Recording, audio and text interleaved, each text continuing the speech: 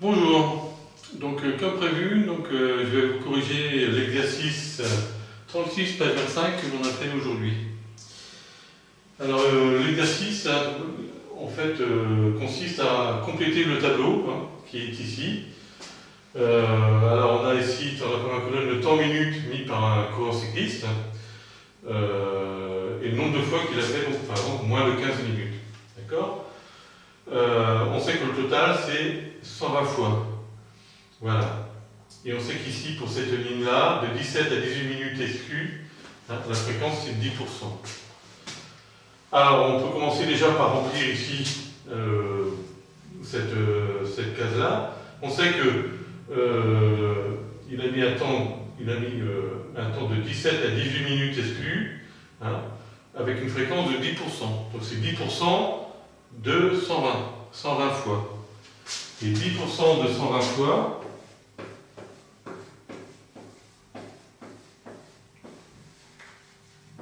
ça équivaut au calcul 10 centièmes fois 120. Et ça, c'est égal à 12. D'accord? Donc, il a mis un temps en minutes de 17 à 18 SQ. Le nombre de fois qu'il a fait ça, c'est 12 fois. Voilà. Ça nous permet aussi de compléter cette case-là, puisqu'on connaît le nombre total de fois.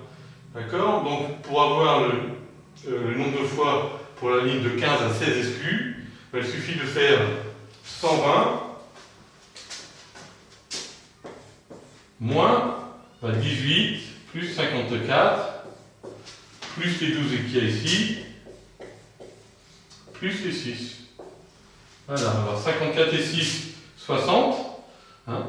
12 et 18, ça fait 30, donc 60 et 30, 90. Donc on fait 120 moins 90, on trouve 30 fois. Donc ici, c'est 30 fois. Si on n'est pas sûr de ces calculs, on peut ajouter ici, faire du calcul mental et ajouter le nombre de fois. Donc 8 et 4, donc 8 et 4, 22. 8 et 4, 12. 12 et 2, 14. 14 et 6, 20. Donc ça fait 0, je retiens 2. 2, 3, 4, 5, 6. 6 et 5, 11. 11 et 1, 12. Donc on a bien 12, c'est bon. La somme des nombres de fois fait bien 120. Voilà.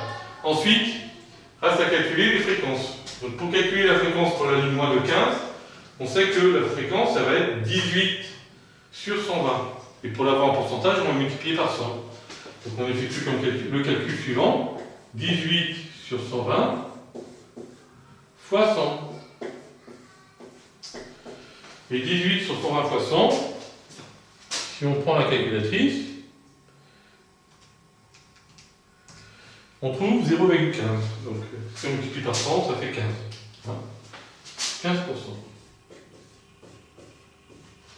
Donc ici, on a 15.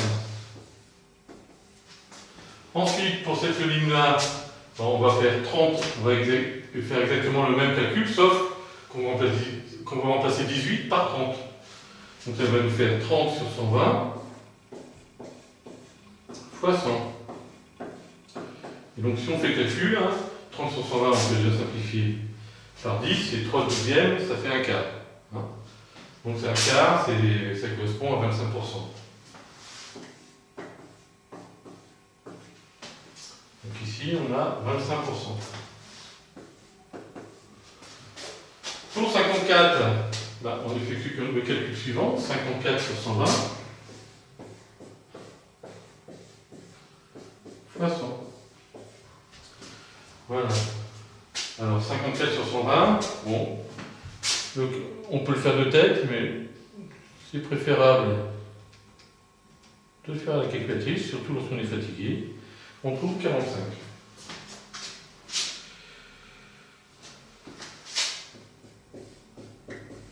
Bon, 45% ici.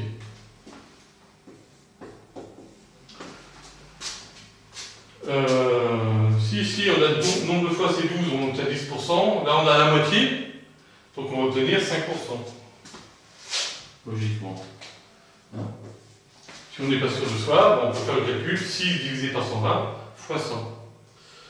Et ensuite, on peut vérifier que la somme des fréquences fait 100 en pourcentage. Donc on va le vérifier.